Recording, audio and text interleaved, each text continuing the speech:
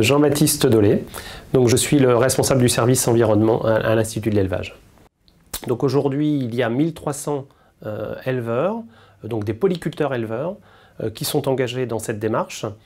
Les motivations par rapport au label bas carbone et au fait que les agriculteurs soient intéressés par le dispositif concernent deux éléments. Il y a un premier élément en fait qui consiste à quantifier les efforts qui vont être réalisés par les agriculteurs, par les éleveurs. Et dans un cadre qui est défini par l'administration française, et donc qui est partagé par l'ensemble des acteurs. Donc ça c'est le premier élément, quantifier l'effort. Et le deuxième élément, c'est de pouvoir, grâce au label bas carbone et à la vente du crédit carbone sur le marché volontaire, pouvoir bénéficier de revenus liés à cette vente des crédits carbone. En fait, on a identifié à peu près 30 à 35 leviers techniques qui nous permettent de réduire les émissions de gaz à effet de serre ou d'augmenter le stockage de carbone. Associé à ces 35 leviers, en fait, aujourd'hui, ce que l'on est à même de dire, c'est qu'il est possible de réduire l'empreinte carbone de 15 à 20% sur les exploitations.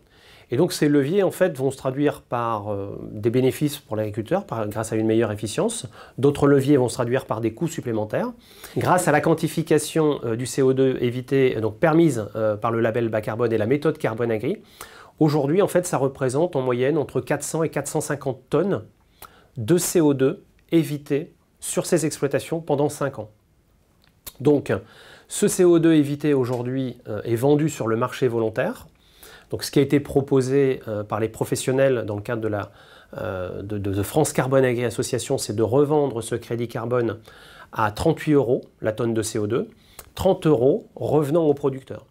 Ce qui veut dire que le revenu carbone pour le producteur représente 10 000, 12 000, 15 000 € en fonction à la fois des leviers qui vont être activés et en fonction également de la taille de l'exploitation.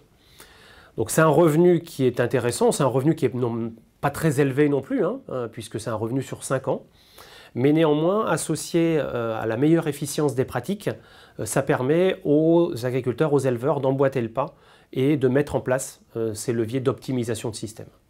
Alors aujourd'hui, en fait, beaucoup d'acteurs économiques sont intéressés par cette mécanique du label bas carbone, qui donne un cadre qui est partagé par l'ensemble des acteurs, sur l'ensemble des filières, ce qui fait que des entreprises qui jusqu'à maintenant compensaient sur le marché international souhaitent compenser aussi leurs émissions au niveau national grâce à ce label bas carbone.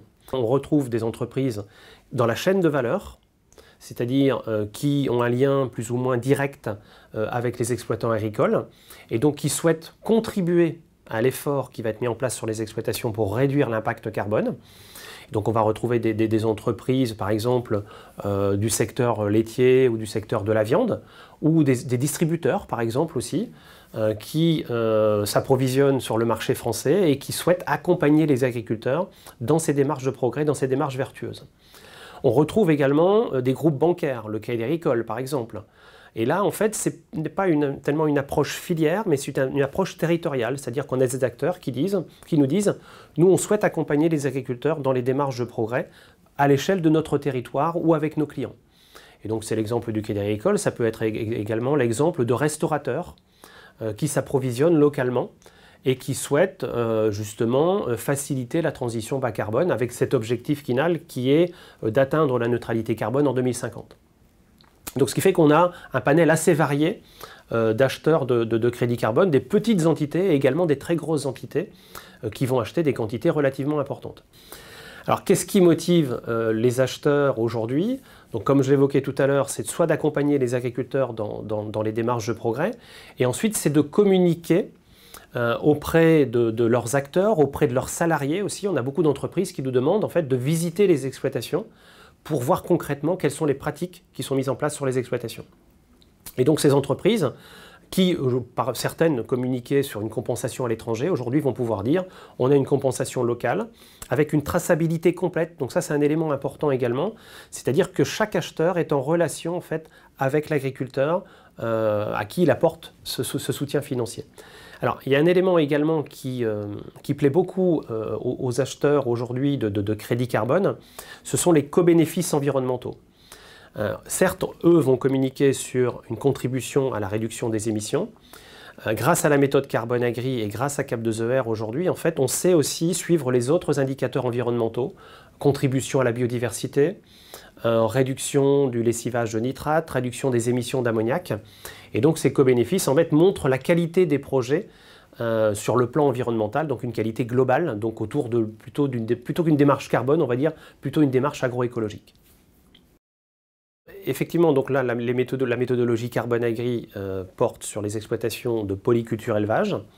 Il y a une méthodologie qui est en cours d'agrément de labellisation portée par l'IFIP sur l'élevage porcin. Il y a la méthodologie grande culture qui a été labellisée en août 2021. Et donc l'objectif, c'est de faire converger et de rendre interopérables toutes ces méthodologies.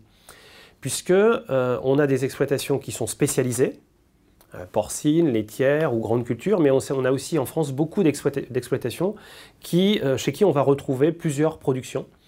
Et donc, ce qui nous semble essentiel auprès de l'agriculteur, auprès de l'éleveur, c'est d'avoir une analyse globale du système d'exploitation. Et donc là, en fait, il faut que ces méthodologies parlent entre elles, qu'elles soient interopérables, et c'est le travail qui est en cours actuellement.